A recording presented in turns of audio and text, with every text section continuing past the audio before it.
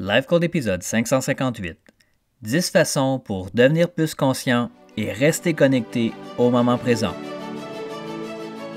Bienvenue à Life Code, le podcast par excellence pour les gens qui refusent le statu quo et qui aspirent à une vie extraordinaire à tous les niveaux.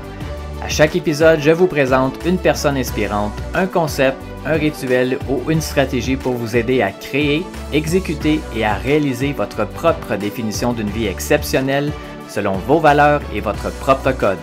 Mon nom est Dr. Charles Leroux et ça commence maintenant. Salut tout le monde, Dr. Charles Leroux ici, bienvenue à Life Code. Merci pour votre temps, merci pour votre présence, merci pour votre écoute et merci pour votre énergie. J'espère que cet épisode vous retrouve en pleine forme. Je vous invite, si ce n'est pas déjà fait, à vous abonner au podcast afin de ne manquer aucun autre épisode. Et on est présent sur Apple Podcast, Google Podcast, Spotify, Amazon, YouTube, name it, plusieurs autres plateformes de podcast.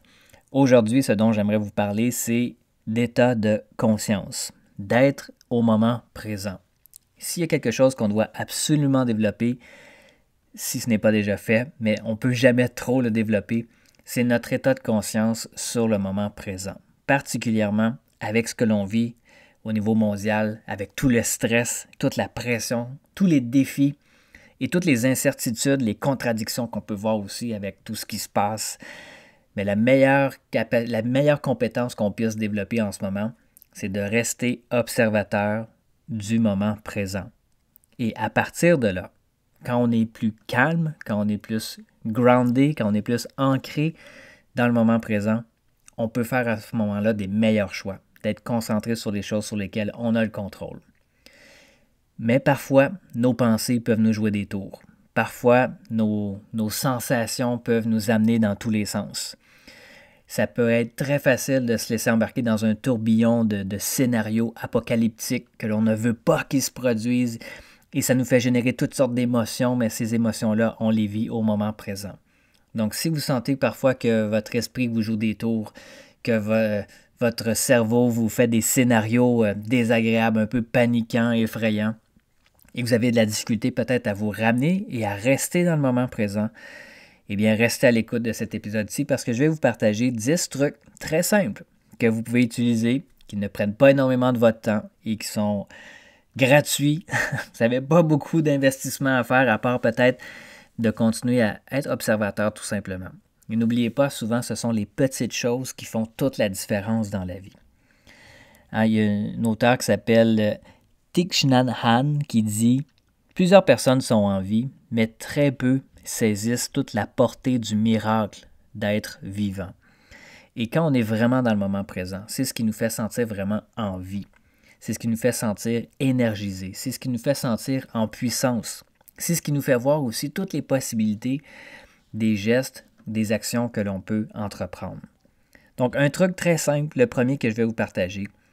C'est banal, mais c'est loin d'être banal en fait, et c'est peut-être le plus sous-estimé, c'est la respiration.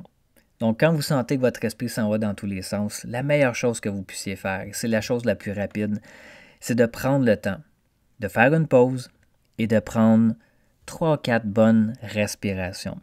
Inspirez, expirez et ralentissez le rythme de votre respiration et ressentez le flot de votre respiration. Ce que ça fait, c'est que ça nous change tout de suite du mode système nerveux sympathique et ça nous l'amène dans le mode système nerveux parasympathique. Pour ceux qui ne le savent pas, c'est qu'on a 2 types de systèmes nerveux là, qui fonctionnent en complémentarité. On a le système nerveux sympathique qui, lui, s'occupe de tout ce qui est le système d'urgence, là, si on veut, là, pomper le sang, faire augmenter le rythme cardiaque, augmenter notre pression artérielle. C'est le système nerveux qui nous prépare à la fuite ou au combat. C'est la réaction par rapport au stress. Et on a le système nerveux parasympathique qui, lui, s'occupe de la digestion, qui s'occupe de notre état de calme, notre récupération, notre guérison, notre système immunitaire, l'équilibre, notre capacité de notre corps à s'adapter par rapport au stress et quand on est plus en mode parasympathique. Donc, quand on prend quelques respirations comme ça nous switch tout de suite du mode urgence au mode présence. Un autre truc que vous pouvez faire et qui est très simple également, le deuxième truc que je vais vous partager, c'est simplement de d'amener votre esprit à porter attention à tout ce qui se passe au niveau de vos sens. Donc, prenez le temps d'observer finalement, de noter ce que vous observez avec vos yeux. D'être connecté avec les sons ambiants, de sentir les odeurs ou sentir simplement respirer l'air autour de vous. De palper les textures, donc de toucher quelque chose, simplement d'être concentré à la texture d'un bout de tissu, par exemple, ou de votre peau sur votre avant-bras, par exemple. Ou pendant que vous êtes en train de manger peut-être quelque chose, de prendre le temps de savourer les saveurs, la texture de la nourriture également. Un autre truc que vous pouvez faire, encore une fois, c'est d'observer le silence. Très simple. Faites le vide dans votre esprit. Évidemment, c'est impossible de faire le vide dans son esprit, mais de prendre le temps d'observer ce qui est là autour de vous. En quelques secondes, prenez note de ce qui est là en ce moment dans votre tête, au niveau de vos pensées, et essayez de visualiser l'espace entre deux pensées. C'est un entraînement. C'est peut-être pas nécessairement facile, mais ça se fait. C'est d'observer les poches de silence ou les poches de vide, si on veut, entre deux pensées. De concentrer son attention là-dessus pendant 1 minute ou 2. Un autre truc, c'est aussitôt que vous notez que votre esprit est en train de s'inquiéter, d'être tourmenté, bien, ramenez-le à sa respiration. Ramenez-le à un focus précis, par exemple, ça pourrait être sur un objet, ou vous fermez les yeux, visualisez la flamme d'une chandelle, ou encore une fois le rythme de votre respiration. Donc, ramenez votre focus, votre attention sur un point précis. Une autre chose que vous pouvez faire, encore une fois, très simple, mais simple à faire, c'est aussi simple à ne pas faire. Je comprends que quand il arrive des situations, des contextes qui sont un peu plus demandants, exigeants ou un peu plus stressants, encore une fois, c'est facile de se laisser aller à penser à toutes sortes de choses. Mais un truc que je pourrais vous donner, et vous pourrez essayer de mettre ça en place aujourd'hui, c'est pendant 24 heures, engagez-vous à pratiquer le non-jugement, à pratiquer l'écoute, mais sans juger ou interpréter ou présumer de quoi que ce soit. Quelqu'un va dire quelque chose, je pratique l'écoute. J'entends ce qu'il dit tout simplement. Et je n'essaie pas de trouver un sens à ce qu'il dit. Un autre truc que vous pouvez faire, c'est d'être conscient, d'être à l'écoute de ce que vous faites et de comment vous le faites. D'être pleinement présent à chaque tâche que vous allez faire. Et toutes les tâches, même banales, ça pourrait être faire la vaisselle, ça pourrait être ranger dans votre chambre ou consulter vos courriels, d'être appliqué à être conscient à chaque petit moment par moment. Un autre truc que vous pouvez faire pour ramener votre état de conscience au moment présent ou d'amplifier votre état de conscience à ce qui est là, c'est d'aller en nature, de prendre une marche en forêt, par exemple. J'ai la chance où je demeure de vivre tout près d'un centre de la nature en montagne où c'est comme mon oasis. J'y vais à chaque fois que j'ai l'occasion, plusieurs fois par semaine. Pour moi, c'est un rituel de connexion. Et je suis en silence. Parfois, Lynn et moi, on se promène ensemble et on est des longues périodes de temps sans même dire un seul mot, à écouter le son de la nature. C'est une des meilleures stratégies que je peux faire, en tout cas, c'est celle que je vous partage aussi.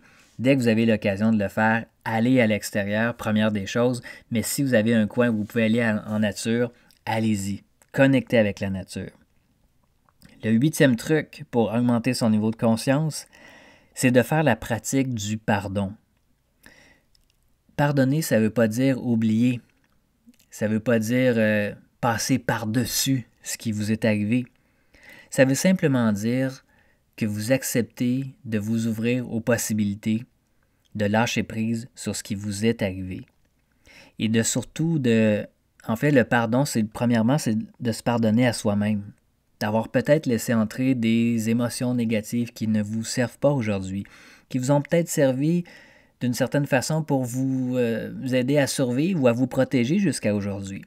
Mais pour vous diriger là où vous voulez aller maintenant et dans le futur, vous n'avez pas besoin de ces émotions négatives-là. Vous n'avez pas besoin des ressentiments et des souvenirs négatifs de certains événements. que quelqu'un aurait pu faire, des actions que quelqu'un aurait pu faire envers vous, ou de certaines paroles qui auraient pu être prononcées envers vous. Pardonnez. Pardonner, ça veut dire lâcher prise sur ce qui est là et d'accepter que cette situation-là n'a plus d'emprise sur vous. Et d'observer chaque pensée négative ou sentiment de contrariété par rapport à des événements passés. Appliquer l'énergie du pardon, de laisser aller. Dans le même ordre d'idées, une autre stratégie que vous pouvez mettre en place, c'est de pratiquer la gratitude. D'être reconnaissant pour tout ce qui est beau, tout ce qui est bon, tout ce que vous voyez, même les choses banales. Souvent, notre cerveau a tendance à banaliser les choses extraordinaires qui, avec le temps, deviennent de moins en moins extraordinaires et deviennent parfaitement intégrées. Et c'est facile de les laisser aller, de les négliger ou de les oublier.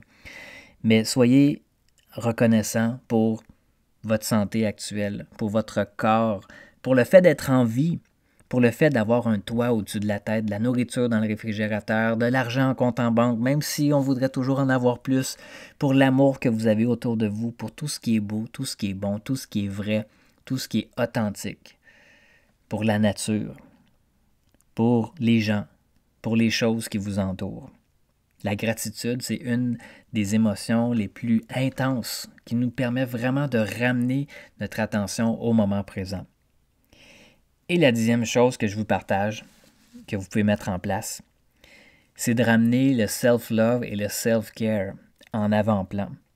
Vous êtes la personne au centre de votre univers. Vous n'êtes pas le centre de l'univers, mais vous êtes au centre de votre univers. Vous devriez toujours faire partie de vos priorités. Soyez plus bienveillant et plus compatissant envers vous-même. Même s'il y a des choses que vous auriez peut-être aimé faire différemment, ou vous avez peut-être certains regrets sur ce qui manque ou ce que vous n'avez pas réussi à faire ou ce que vous auriez aimé faire différemment. Encore une fois, en anglais on dit « take it easy ». Soyez gentil, soyez bon envers vous-même. Soyez bienveillant. Et avec le temps, vous allez voir qu'il y a un paquet de choses qui vont se transformer dans votre vie ou autour de vous. Parce que simplement que de changer l'énergie et de changer votre façon de voir le monde à l'extérieur de vous, vous allez voir que les choses dans votre monde vont commencer à changer. À partir du moment où on est plus calme, on est plus présent, on est plus conscient, on amène notre attention sur les choses que l'on peut contrôler et on s'entraîne à laisser aller le reste. Et à partir de là, non seulement la vie devient beaucoup plus agréable, mais elle devient également beaucoup plus facile. Donc, parmi les trucs que je vous ai partagés aujourd'hui, lesquels est-ce que vous vous engagez à mettre en place? Si vous voulez me partager vos trucs à vous, je vous invite à le faire en venant vous connecter à moi sur les médias sociaux, entre autres, soit sur Facebook, Instagram ou encore YouTube. Peu importe où vous écoutez cet épisode-là, merci premièrement pour l'avoir fait. Et n'oubliez pas de partager l'épisode d'aujourd'hui à votre entourage si vous y avez vu de la valeur. Et c'est la plus belle façon que vous pouvez me remercier. Sur ce, mes amis, passez une excellente journée et nous on se reparle très bientôt. C'est tout pour l'épisode d'aujourd'hui. Merci énormément pour votre écoute.